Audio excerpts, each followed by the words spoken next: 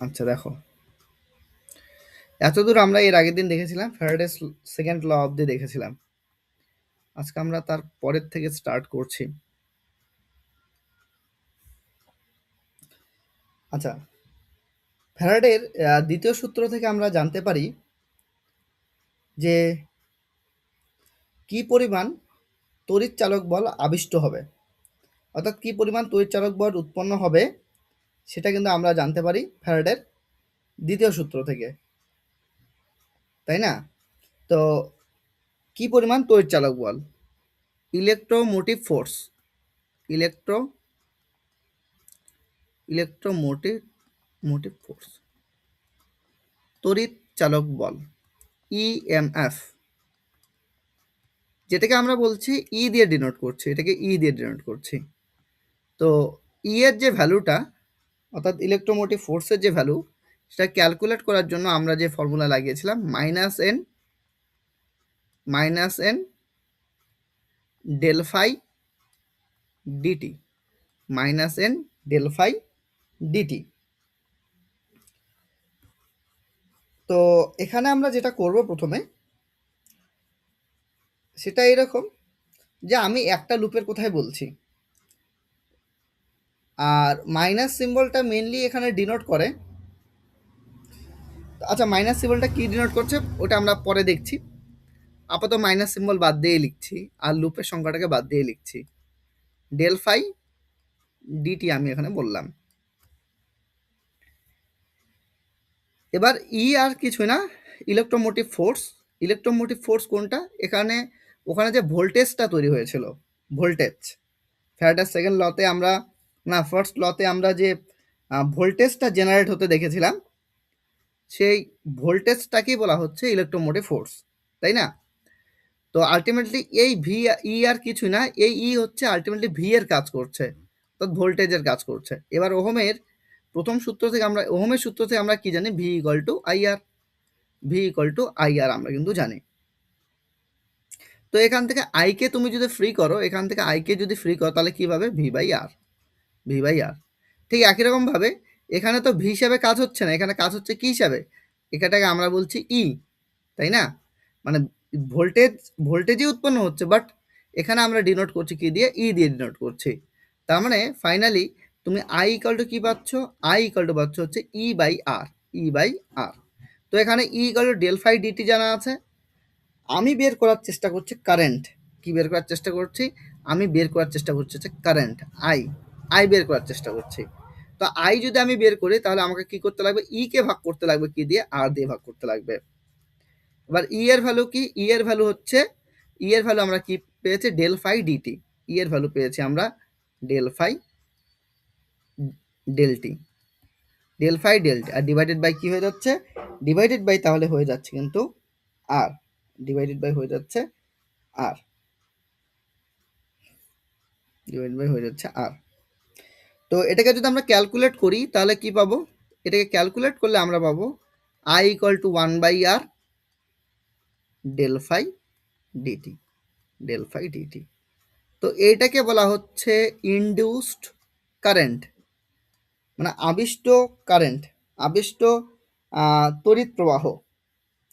এই ইটা যেমন ছিল হচ্ছে আবিষ্ট তড়িৎচালক বল, এটা হচ্ছে আবিষ্ট তড়িৎ প্রবাহ। তাহলে ই হচ্ছে কি, এখানে ই হচ্ছে আবিষ্ট তড়িৎচালক বল, তড়িৎচালক বল, আর আই হচ্ছে, আই যেটা আমরা পেলাম সেটা হচ্ছে আবিষ্ট তড়িৎ প্রবাহ, এটা বলা হচ্ছে আবিষ্ট তড়িৎ প্রবাহ। ব্যাপারটা কি হলো, এখান থেকে আমরা ব্যাপারটা অ্যাকচুয়ালি শিখলামটা কি, ব্যাপারটা আমরা এখান থেকে এরকমটা শিখলাম, যদি যদি ফ্লাক্সের পরিবর্তন হয়, যদি ফ্লাক্সের পরিবর্তন হয়, চুম্বক ফ্লাক্স আর ম্যাগনেটিক ফ্লাক্স, যদি ম্যাগনেটিক ফ্লাক্সের পরিবর্তন হয় তাহলে সেখানে কি তৈরি হবে, ভোল্টেজ তৈরি হবে, যেটাকে আমরা বলছি ইএমএফ। যদি কোথাও ইএমএফ তৈরি হয় তাহলে সেখানে কি তৈরি হবে, সেখানে কি ফ্লো করতে শুরু করে, সেখানে কারেন্ট ফ্লো করতে শুরু করবে। আর ফ্লাক্সের পরিবর্তন কখন হবে? আচ্ছা, চুম্বক ফ্লাক্স আশা করি বুঝতে পেরেছো। আচ্ছা, ফ্লাক্সের পরিবর্তন যদি হয় তাহলে ইএমএফ আবিষ্ট হবে, অর্থাৎ ভোল্টেজ আবিষ্ট হবে, তড়িৎচালক বল আবিষ্ট হবে। সেক্ষেত্রে তড়িৎচালক বল যখন আবিষ্ট হবে তার মধ্য দিয়ে কি ফ্লো করা শুরু করবে? তার মধ্য দিয়ে কারেন্ট ফ্লো করা শুরু করবে। এই যে সিকোয়েন্সিয়ালি বিষয়টা, সেটাই কিন্তু আমি এখানে ব্যাখ্যা করার চেষ্টা করলাম, যে ফ্লাক্সের পরিবর্তনে ইএমএফ আবিষ্ট হয়, ইএমএফ আবিষ্ট হলে তার মধ্য দিয়ে কি করা শুরু করবে? কারেন্ট ফ্লো করা শুরু করবে। দেখো, এতদূর পর্যন্ত বুঝতে পেরেছো? বলো, ফ্লাক্সের পরিবর্তন হ্যাঁ দাদা। তৈরি হবে, ইএমএফ এর পরিবর্তন হলেই কারেন্টে যাবে। আমাদের এইটাই হচ্ছে মূল বিষয়, এটাই জানতে লাগবে, এটার উপরে বেস করে আমরা প্রশ্নের উত্তর কিন্তু করতে পারবো। নেক্সট দেখো, ব্যাপারটা ঠিক ঠিক ঠিক করে শুনবে। ফ্যারাডের সেকেন্ড লটা কি ছিল অ্যাকচুয়ালি? ফ্যারাডেস সেকেন্ড লটা কি ছিল? আচ্ছা, ফ্যারাডেস সেকেন্ড ল থেকে আমরা কি পরিমাণ মানে তড়িৎচালক বল আবিষ্ট হবে সেটা পেয়েছিলাম, E equal to minus del phi dt, এটা কিন্তু আমরা জেনেছিলাম। ব্যাপারটা কীরকম, ফ্যারাডে তার দ্বিতীয় সূত্রটাকে ঠিকঠাক করে এক্সপ্লেইন করতে পারে নাই, কিন্তু ফ্যারাডের এই দ্বিতীয় সূত্রটাকে ভালো মতো এক্সপ্লেইন করলো। ফ্যারাডের এই দ্বিতীয় সূত্রটাকে ভালো মতো এক্সপ্লেন করলো বিজ্ঞানী লেন্স। ফ্যারাডের যে সেকেন্ড ল অফ ফ্যারাডের যে দ্বিতীয় সূত্র, এটাকে ভালো মতো এক্সপ্লেইন কি করলো? এটাকে ভালো মতো এক্সপ্লেইন করলো হচ্ছে লেঞ্জ, আরেকজন বিজ্ঞানী, তার নাম হচ্ছে লেঞ্জ এই সূত্রটাকে ভালো মতো ব্যাখ্যা করলো। কোন সূত্রটাকে? এই যে E equal to minus del phi dt. Lenz ব্যাখ্যা করলেন এখানে মাইনাস সাইনটা কেন আসবে, এখানে যে মাইনাস সাইনটা আসলো, এই যে মাইনাস সাইন, এই মাইনাস সাইনটা কেন আসবে সেই বিষয়টাও কিন্তু তিনি ব্যাখ্যা করলেন। তো আলটিমেটলি লেঞ্জ যে সূত্রটা দিলেন পরবর্তীকালে, সেই সূত্রটা আর কিছুই না, ফ্যারাডের সেকেন্ড লটাকেই তিনি ব্যাখ্যা করলেন। তো তার জন্য লেঞ্জের সূত্রকে অ্যাকচুয়ালি লেঞ্জের সূত্রকে বলা হয় ফ্যারাডের সেকেন্ড ল। তাহলে ফ্যারাডের দ্বিতীয় সূত্র যেটা, সেটাই লেঞ্জের সূত্র। তো পরীক্ষায় অনেক সময় প্রশ্ন হয় যে লেঞ্জের সূত্রটি কোন সূত্রের অনুরূপ? তাহলে উত্তর হয়ে যাবে ফ্যারাডের দ্বিতীয় সূত্রের অনুরূপ। অর্থাৎ লেঞ্জই ফ্যারাডের দ্বিতীয় সূত্রকে ভালো মতো এক্সপ্লেন করেছেন।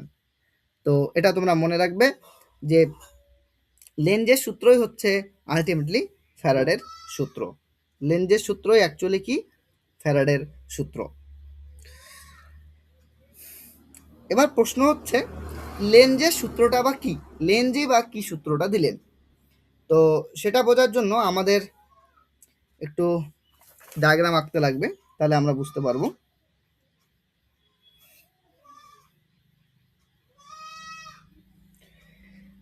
ব্যাপারটা এরকম, তার আগে আমি বলি, শোনো, ধরো এই হচ্ছে একটা লুপ মানে কিছুই না, এটা একটা পরিবাহী, একটা সার্কিট, একটা পরিবাহী। এটা ধরো এর মধ্য দিয়ে কারেন্ট ফ্লো হচ্ছে। এবার কারেন্ট যদি ফ্লো হয় তাহলে তার মধ্যে ম্যাগনেটিক ফিল্ড তৈরি হবে, এটা আমরা দেখেছিলাম। ওরস্টেড বলেছিলেন 1820-তে, যে 1820-র দিকে বলেছিলেন যে কোনো পরিবাহীর মধ্য দিয়ে যদি কারেন্ট ফ্লো হয় তার চারপাশে কি তৈরি হবে? ম্যাগনেটিক ফিল্ড তৈরি হবে। এবার প্রশ্ন হচ্ছে ম্যাগনেটিক ফিল্ড যখন তৈরি হবে তার মধ্যে উত্তর মেরু থাকবে, তার মধ্যে দক্ষিণ মেরু কিন্তু থাকবে, কারণ ম্যাগনেট মানে উত্তর মেরু দক্ষিণ মেরুর উপস্থিতি থাকবেই থাকবে। তো এখন প্রশ্ন হচ্ছে এই তারটার মধ্য দিয়ে যখন কারেন্ট যাচ্ছে তখন এখানে ম্যাগনেটিক ফিল্ড তৈরি হচ্ছে, তার মানে এখানে উত্তর মেরু তৈরি হয়ে গেছে, এখানে কিন্তু দক্ষিণ মেরুও তৈরি হচ্ছে। এবার কোন দিকটাতে উত্তর মেরু হবে, কোন দিকটাতে দক্ষিণ মেরু হবে, সেই বিষয়টা আসলো। ব্যাপারটা হচ্ছে যদি তড়িৎ প্রবাহটা অ্যান্টি ক্লকওয়াইজ হয়, অর্থাৎ ঘড়ির কাঁটার বিপরীত দিকে হয়, যদি তড়িৎ প্রবাহটা ঘড়ির কাঁটার বিপরীত দিকে হয়, অ্যান্টি ক্লকওয়াইজ হয়, তাহলে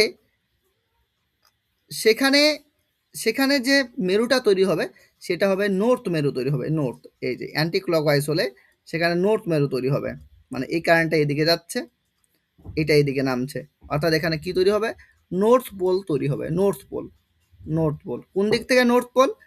তুমি সামনের দিক থেকে তাকাচ্ছ, মানে যেভাবে ছবিটাকে দেখতে পাচ্ছ সেই অনুযায়ী তোমার দিক থেকে ওটা পোল তৈরি হয়ে যাচ্ছে, নর্থ পোল তৈরি হয়ে যাচ্ছে। অর্থাৎ তুমি সামনের দিক থেকে ছবিটাকে তাকাচ্ছ, তো সেক্ষেত্রে এটা কি তৈরি হচ্ছে, নর্থ পোল এই দিকটাতে তৈরি হচ্ছে। কিন্তু ব্যাপারটা হচ্ছে যদি কেউ ব্যাক সাইড থেকে তাকায়, ছবিটাকে যদি ওই দিক থেকে কেউ তাকায়, তাহলে কেমন হবে, ব্যাক সাইড থেকে কেউ তাকাচ্ছে, তো তাহলে সেই তুমি যেভাবে অ্যান্টি ক্লকওয়াইজ দেখতে পাচ্ছ, সে কিন্তু অ্যান্টি ক্লকওয়াইজ দেখতে পাবে না। তার রেসপেক্টে এটা কেমন হবে, তার রেসপেক্টে সে ওই দিক থেকে, মানে এই দিক থেকে যে ব্যক্তিটা দেখবে, পেছন দিক থেকে যে ব্যক্তিটা দেখবে, সে এটাকে দেখবে কি ওয়াইজ ঘুরতে, সে দেখবে যে ক্লকওয়াইজ ঘুরতে, সে কি দেখবে, ক্লকওয়াইজ ঘুরতে। আর তুমি এই সাইড থেকে দেখছো, প্রথম ফার্স্ট সাইড থেকে দেখছো, তো তোমার ক্ষেত্রে এটা কেমন লাগবে, তোমার ক্ষেত্রে এটা লাগছে হচ্ছে anti clockwise, anti clockwise, anti clockwise. তো তোমার ক্ষেত্রে অ্যান্টি ক্লকওয়াইজ, তো এই দিকটাতে কি পোল তৈরি হবে, নর্থ পোল। কিন্তু এই ব্যক্তির রেসপেক্টে তিনি কি দেখবেন, তিনি দেখবেন যে এটা না ক্লকওয়াইজ ঘুরছে, ওনার ক্ষেত্রে এইটা কেমন হবে, ক্লকওয়াইজ। মানে ওই দিক থেকে তো আমি এটা দেখাতে পারছি না, তো তার জন্য এই ব্যক্তির রেসপেক্টে বিষয়টাকে আমি বলছি।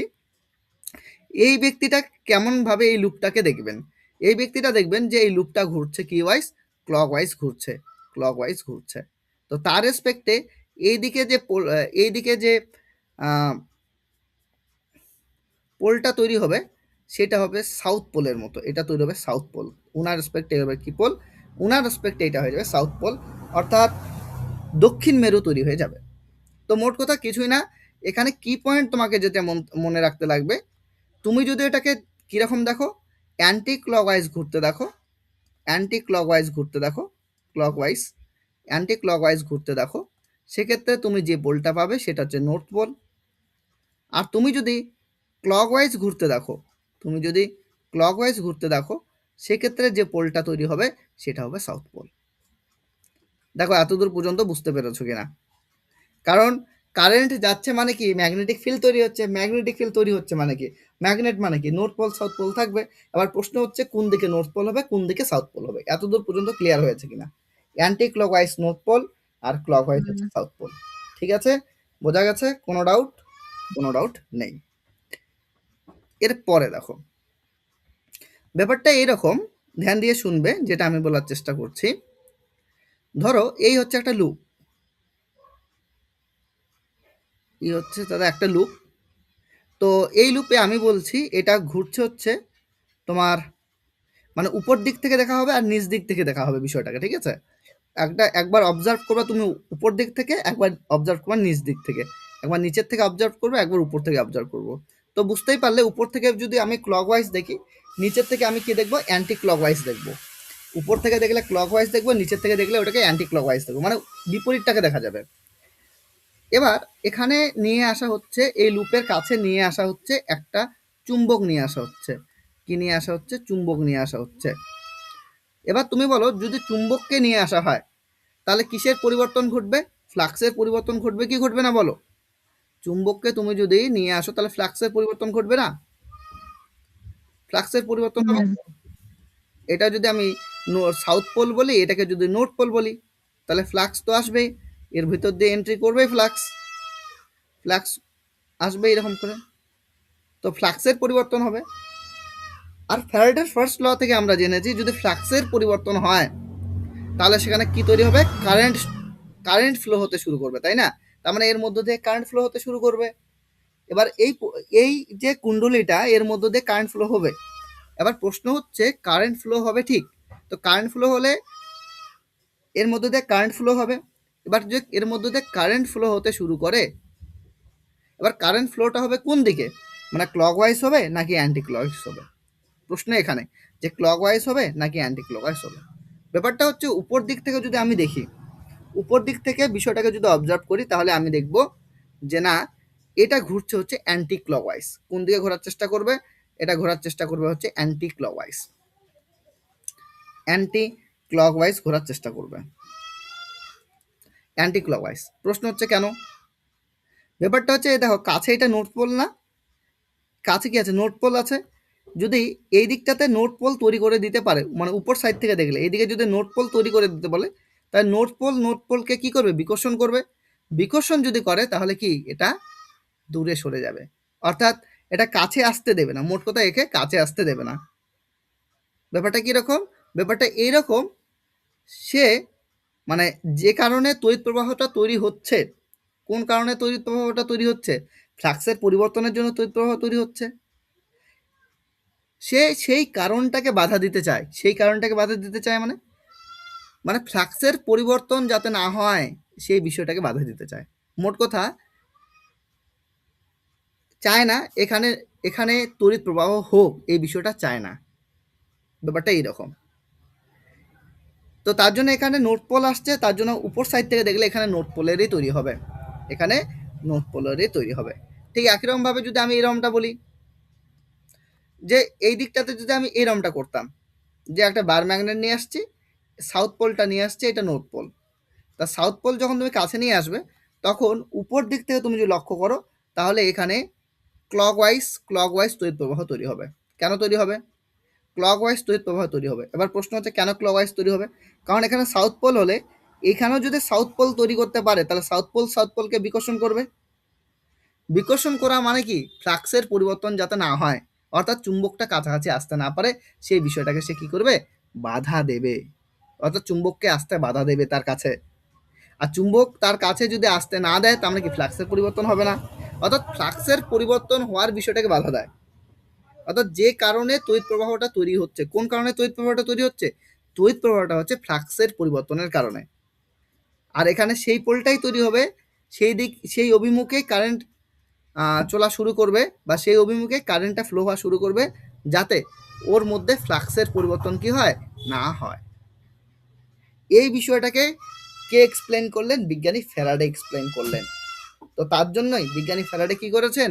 ই equal to minus del phi dt ব্যবহার করেছেন, বলেছেন। এই যে মাইনাস যে সিম্বলটা, মাইনাস সিম্বলটা কেন? মাইনাস সিম্বলটা এটা যে বিপরীত কাজটা হবে, মানে সাউথ পোল যদি আসে এর কাছাকাছি সাউথ পোল তৈরি হয়ে যাবে, যাতে কি হয়? যাতে এখানে তড়িৎ ভোল্টেজ না উৎপন্ন হতে পারে, অর্থাৎ ইএমএফ তৈরি হতে না পারে। ইএমএফ তৈরি না হলে কারেন্ট ফ্লো যাতে না হয়, অর্থাৎ কারেন্ট ফ্লোটাকে বাধা দিচ্ছে, তড়িৎ চালক বল যাতে আবিষ্ট না হয় সেই বিষয়টাকে বাধা দেওয়ার চেষ্টা করে। তার মানে কি বিপরীতে কাজ করছে? বিপরীতে যখন কাজ করবে, বিপরীত বিষয়টা বোঝানোর জন্য ফিজিক্সে সবসময় কোন সাইন ব্যবহার করা হয়?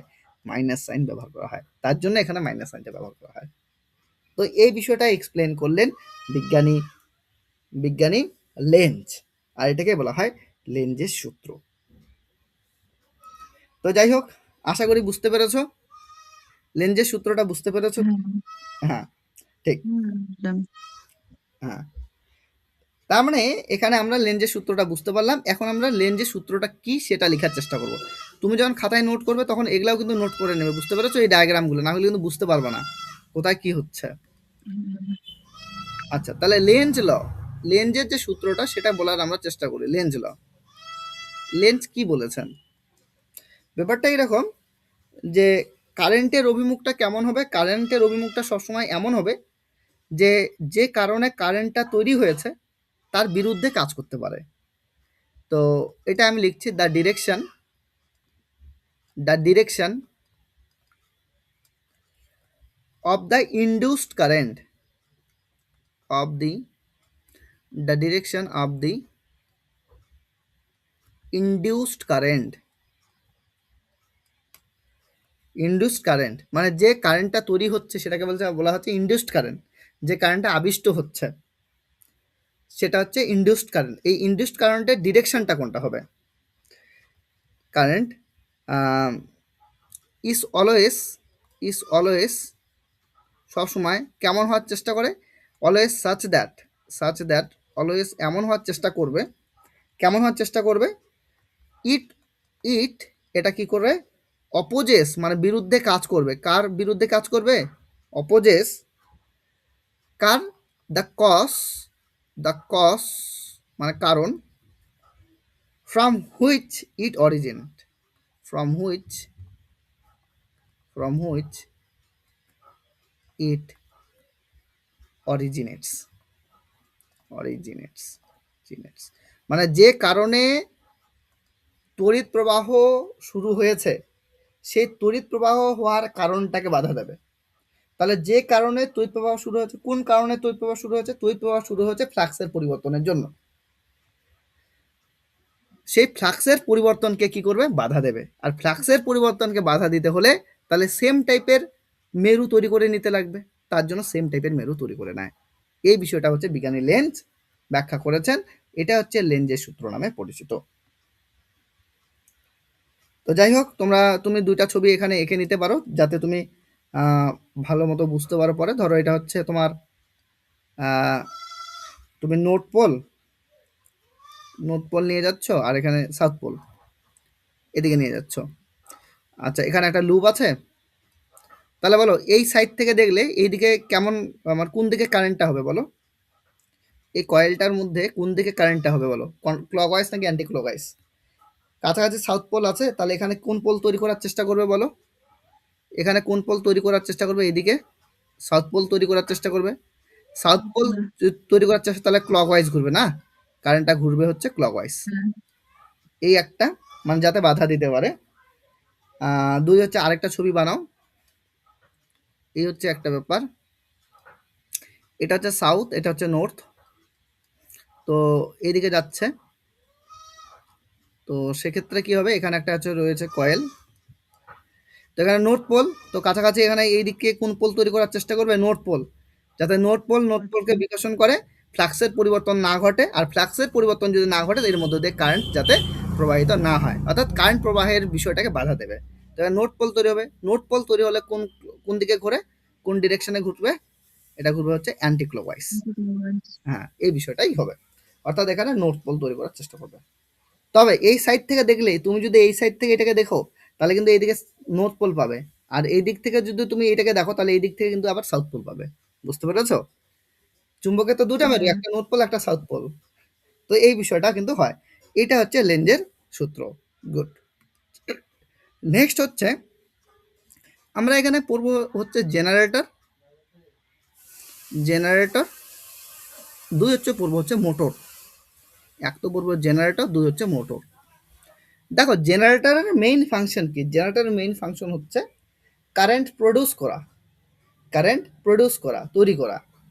তো এটা অ্যাকচুয়ালি হয় কি, এখানে যেটা হয় মেকানিক্যাল এনার্জি থেকে কি তৈরি করা হয়? ইলেকট্রিক্যাল এনার্জি তৈরি করা হয়, ইলেকট্রিক্যাল এনার্জিতে কনভার্ট করা হয়। যদিও এটা তুমি জানো। মোটরে কি হয়? মোটর এর উল্টাটা হয়, এখানে ইলেকট্রিক্যাল এনার্জি দেওয়া হয়। ইলেকট্রিক্যাল এনার্জি দেওয়ার ফলে মোটর ঘুরতে শুরু করে, অর্থাৎ এখানে মেকানিক্যাল এনার্জিতে কনভার্ট হয়ে যায়।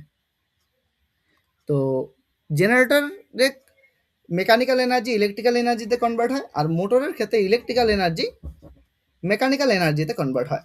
তবে তবে ধ্যান দিয়ে শুনবে, ব্যাপারটা এইরকম। মেকানিক্যাল এনার্জি ইলেকট্রিক্যাল এনার্জিতে কনভার্ট হবে, সেটা ঠিক। বাট এখন প্রশ্ন হচ্ছে কোন ইলেকট্রিক্যাল এনার্জি? ইলেকট্রিক্যাল এনার্জি তো ২ ধরনের। একটা হচ্ছে তোমার এসি কারেন্ট, একটা হচ্ছে ডিসি কারেন্ট। একটা হচ্ছে এসি কারেন্ট, আর একটা হচ্ছে ডিসি কারেন্ট। যদি এটা ইলেকট্রিক্যাল এনার্জি হিসেবে এসি কারেন্ট প্রডিউস করতে পারে। আবার এরকম হতে পারে যে মেকানিক্যাল এনার্জি তুমি দিলে, সেখান থেকে কারেন্ট তৈরি হলো, অর্থাৎ ইলেকট্রিক্যাল এনার্জি তৈরি হলো। বাট ইলেকট্রিক্যাল এনার্জি তৈরি হতে পারে ব্যাটারির কারেন্ট, যেটাকে বলা হয় ডিসি কারেন্ট তৈরি হতে কিন্তু পারে। যদি এরকমটা হয় যে মেকানিক্যাল এনার্জি তুমি দিচ্ছ, মেকানিক্যাল এনার্জি থেকে এসি কারেন্ট তৈরি হচ্ছে, তখন সেই জেনারেটরটাকে বলা হয় এসি জেনারেটর। এটা হচ্ছে এসি জেনারেটরের কাজ। তাহলে এসি জেনারেটরের কাজ কি বলো? এসি জেনারেটরের কাজ হচ্ছে মেকানিক্যাল এনার্জিকে এসি কারেন্টে পরিণত করা। যদি মেকানিক্যাল এনার্জিকে ডিসি কারেন্টে পরিণত করা হয়, অর্থাৎ ব্যাটারির কারেন্টে পরিণত করা হয়, তখন যে জেনারেটরটা ব্যবহার করা হয় সেটা হচ্ছে ডিসি জেনারেটর। তাহলে তোমাকে স্পেসিফিকভাবে জানতে লাগবে, শুধুমাত্র এতটুকু জানলে হবে না যে জেনারেটর মেকানিক্যাল এনার্জিকে ইলেকট্রিক্যাল এনার্জি করে। কেন কি, পরীক্ষায় কোশ্চেন তুমি এসি জেনারেটর আর ডিসি জেনারেটর হিসেবে পাবে। এসি জেনারেটরের কাজ হচ্ছে মেকানিক্যাল এনার্জিকে এসি কারেন্টে পরিণত করা, ডিসি জেনারেটরের কাজ হচ্ছে মেকানিক্যাল এনার্জিকে ডিসি কারেন্টে পরিণত করা। দেখো বুঝতে পেরেছো কিনা? জেনারেটর কত ধরনের তাহলে বলো? জেনারেটর কত ধরনের? ২ ধরনের, এসি জেনারেটর আর রয়েছে ডিসি জেনারেটর। ঠিক একই রকমভাবে যদি আমরা বলি মোটরের মেইন ফাংশন হচ্ছে ইলেকট্রিক্যাল এনার্জিকে মেকানিক্যাল এনার্জিতে কনভার্ট করা। এবার প্রশ্ন হচ্ছে ইলেকট্রিক্যাল এনার্জি তো ২ ধরনের, একটা হচ্ছে এসি কারেন্ট, একটা হচ্ছে ডিসি কারেন্ট, একটা এসি আর ডিসি।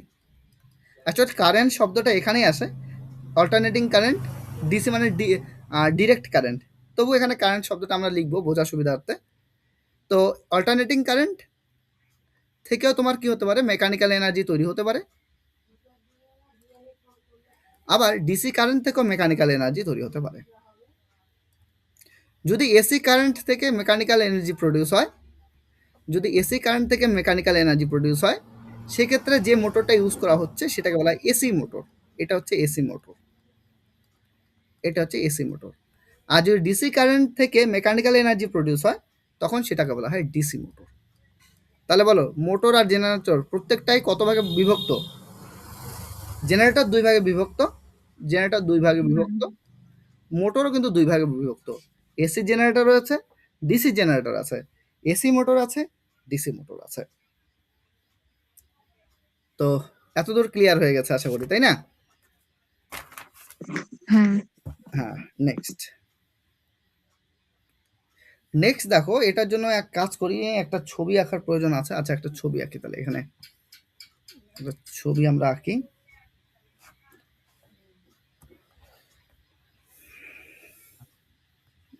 দেখো,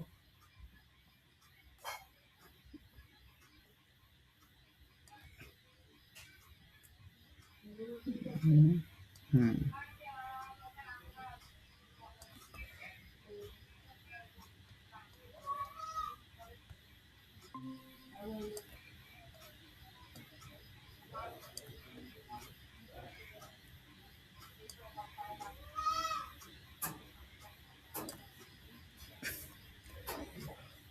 এখানে নিলাম, আর এদিকে আরেকটা নেই।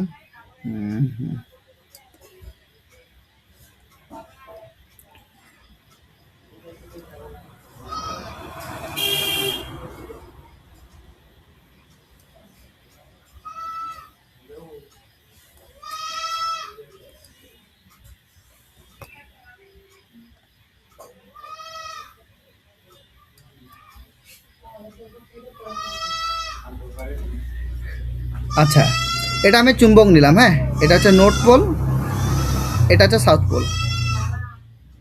তাহলে বলো, চুম্বক ফ্লাক্স কোন দিক থেকে কোন দিকে যায়? কেউ আমাকে বলো, চুম্বক ফ্লাক্স কোন দিক থেকে কোন দিকে যায়? নর্থ পোল থেকে, হ্যাঁ, নর্থ থেকে সাউথের দিকে যাবে। নর্থ পোল থেকে সাউথে, এটা হচ্ছে চুম্বক ফ্লাক্স যাচ্ছে। নর্থ থেকে সাউথের দিকে চুম্বক ফ্লাক্স যাচ্ছে। নর্থ থেকে সাউথের দিকে চুম্বক ফ্লাক্সগুলি যাচ্ছে, এদিকে যাবে চুম্বক ফ্লাক্স। আচ্ছা, এবার এক কাজ করছি, এর মিডিল দিয়ে একটা অ্যাক্সিস নিয়ে নিচ্ছি, অক্ষ নিয়ে নিচ্ছি। এইভাবে আঁকি, একটা অক্ষ, অক্ষ। আচ্ছা, এই অক্ষের সাথে কানেক্ট আছে হচ্ছে কুণ্ডলী। এর সাথে কানেক্ট করে দিয়েছি হচ্ছে কুণ্ডলী, কানেক্ট করে দিয়েছি। মানে আমি কিছু কুণ্ডলী আঁকছি, কুণ্ডলী।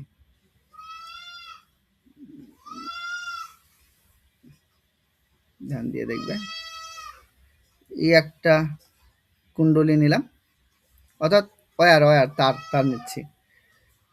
এই একটা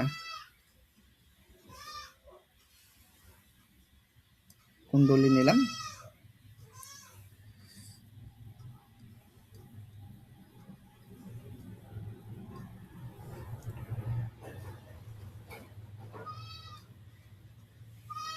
আচ্ছা, আরেকটা, আর কয়েকটা নিই, 3টা নিয়ে নিই।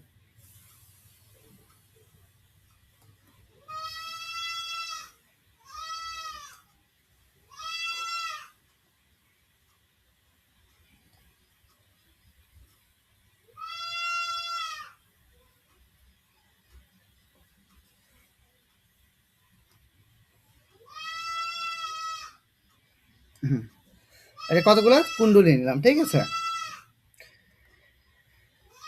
তারপর এটার প্রান্তটাকে নিয়ে আসলাম, এখানে প্রান্তটাকে নিয়ে আসলাম। আসার পরে এগুলো কিন্তু তার, হ্যাঁ, ওয়্যার। এবার এইটাকে আমরা জয়েন করলাম হচ্ছে, কার সাথে জয়েন করব? ধ্যান দিয়ে শোনো, এটাকে বলা হয়, অন্য কালিতে আঁকি, হ্যাঁ,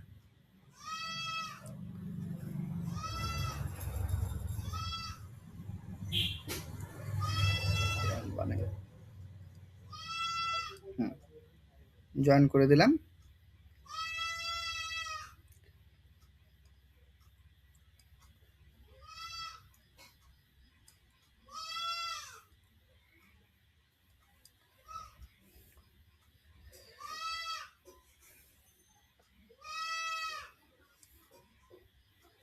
এটা এখানে আসলো, এটা এখানে, এটা জয়েন করে দিয়ে এখান থেকে নিয়ে আসি।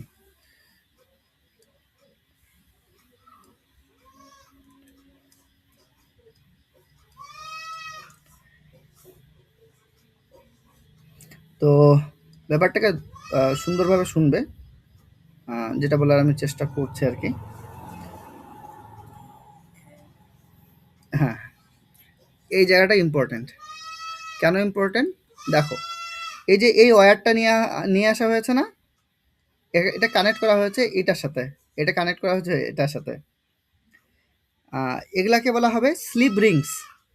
কি বলে বলো তো এটাকে? এটাকে বলে স্লিপ রিংস। স্লিপ রিংস বলে এটা, স্লিপ রিংস। স্লিপ রিংসের সাথে কানেক্ট করা হচ্ছে। এটাও কার সাথে কানেক্ট করা হচ্ছে? এটা স্লিপ রিংসের সাথে কানেক্ট করা হয়েছে। স্লিপ রিংস, এটা হচ্ছে স্লিপ রিংসের সাথে কানেক্ট করা হয়েছে।